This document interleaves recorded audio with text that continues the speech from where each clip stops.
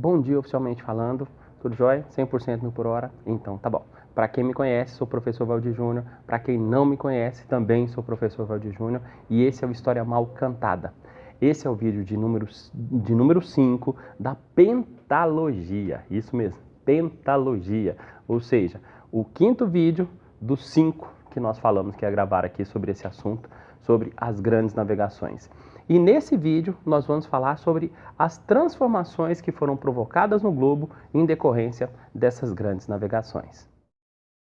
A primeira grande consequência foi uma mudança brutal nas dimensões do globo.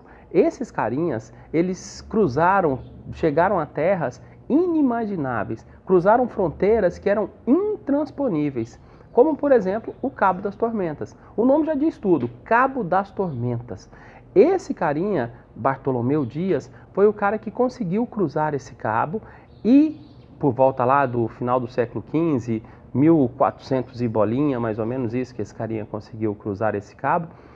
E esse evento, senhores, merece ser celebrado, porque o grande objetivo de Portugal e Espanha era conseguir chegar ao Oriente, às Índias, sem passar por Constantinopla. E esse Bartolomeu Dias conseguiu esse feito. Logo depois, o Cabo das Tormentas foi rebatizado, ele passou a se chamar Cabo da Boa Esperança. Tamanha a importância dessa descoberta, porque agora existia a esperança, de chegar ao Oriente sem passar por Constantinopla, graças às navegações de Bartolomeu Dias. Além do Cabo das Tormentas, é preciso destacar também a não menos importante descoberta de Colombo.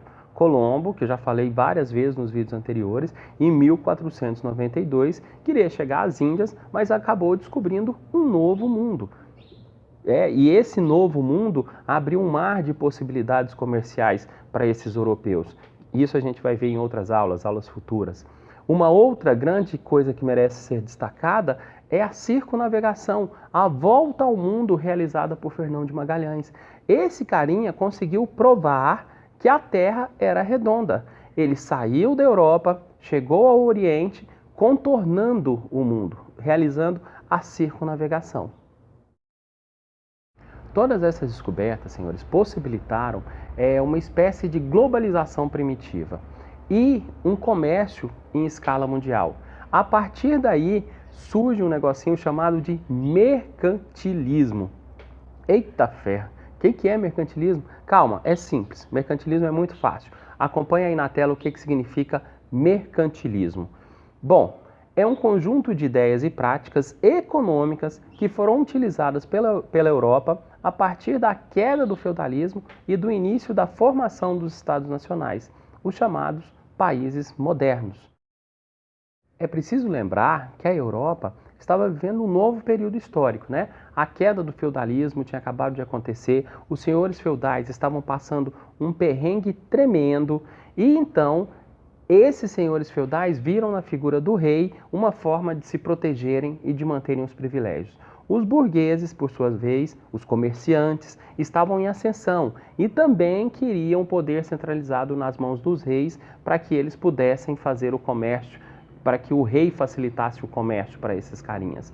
E foi nesse contexto histórico que as grandes navegações deram seu pontapé inicial. Foi aí que as grandes navegações surgiram, nesse novo contexto histórico de um Estado centralizado e muitas vezes um Estado absolutista.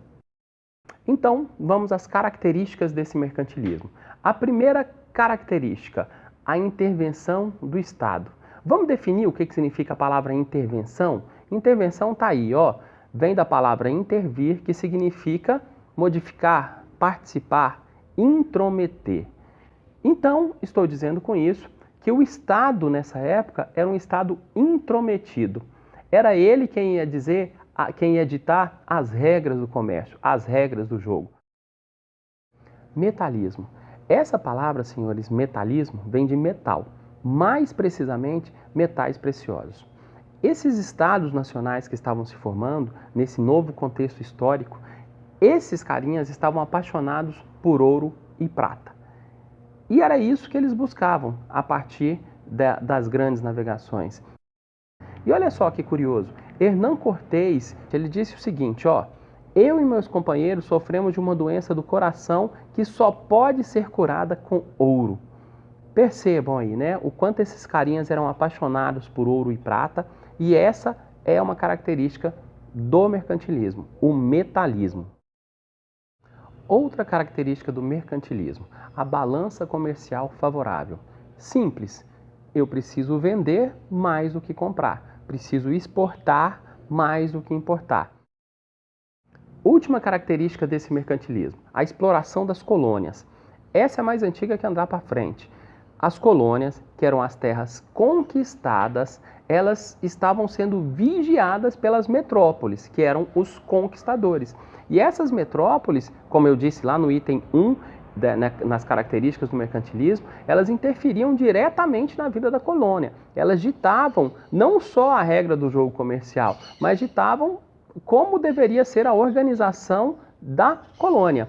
Falando sobre o comércio, esses carinhas, a metrópole, ela ditava, por exemplo, o preço que a colônia deveria vender um produto para a metrópole e o preço que a colônia deveria comprar um produto da metrópole. Olha que interessante, né? O comércio era um comércio exclusivista. A colônia só podia comprar e vender para a metrópole. E ela comprava e vendia de acordo com os preços que eram ditados pela própria metrópole. Resumo da ópera. A metrópole vigiava a colônia porque se desse autonomia a essas colônias e essas colônias prosperassem, essas colônias poderiam, como de fato aconteceu, exigir a sua liberdade, exigir a sua independência. São essas as características aí desse mercantilismo. O comércio num mundo globalizado primitivo, numa globalização primitiva. Certinho? Muitíssimo obrigado pela atenção das senhoras e dos senhores. Valeu, fui!